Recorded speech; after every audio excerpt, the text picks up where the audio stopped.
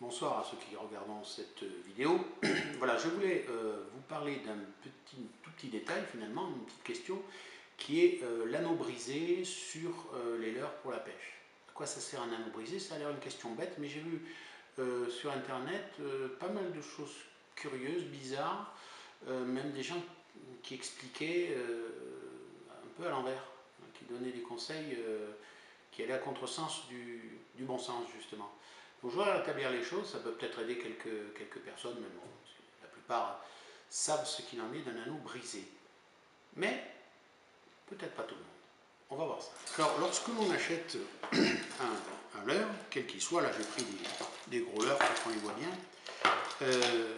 soit il est livré tel quel, sans anneau brisé, uniquement avec la boucle du fil d'acier qui va permettre de le relier, donc cet anneau.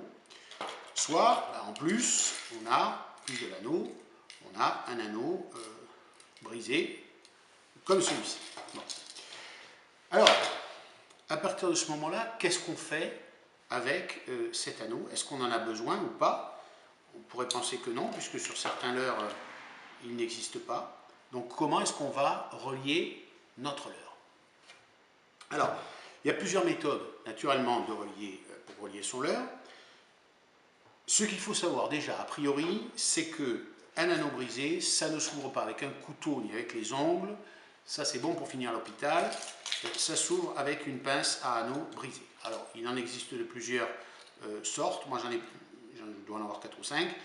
En fonction de la taille de l'anneau, il y a des tout petits, ou alors des très gros pour l'exo. Celle-là, elle est moyenne.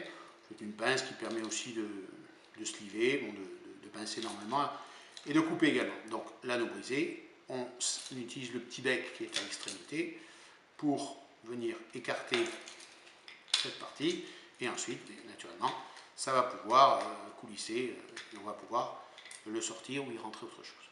Donc, première chose, anneau brisé, pince à anneau brisé, et non pas les doigts ni un couteau, ce n'est pas prudent.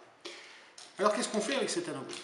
Si on veut relier notre leurre directement avec un nylon, on peut tout à fait, un nylon, un fluorocarbone, on peut tout à fait faire le nœud sur l'anneau qui est ici. Alors, divers types de nœuds, souvent il est recommandé de faire le nœud Rapala pour que ça ne soit pas un nœud serré, mais une boucle qui laisse de la place, voilà, comme ceci. Soit on relie notre bas de ligne à un anneau soudé ou à une agrafe, et c'est cette agrafe que l'on viendra fixer ici. S'il y a un anneau brisé, on ne met jamais le bas de ligne dans l'anneau brisé. Pourquoi? Pour une raison toute simple, c'est que l'anneau brisé comporte naturellement une ouverture, ici, et que cette zone va faire du mal à notre nylon, va le blesser, surtout si le nœud n'est pas serré. Si on a mis une boucle lâche, c'est très mauvais. On va étrangler notre fil, il va passer l'anneau brisé. L'anneau brisé, il n'est pas fait pour ça.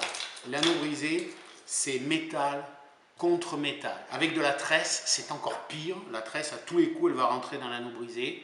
Ça, c'est une certitude. Voilà. Peut-être que ça aura été utile à quelques-uns.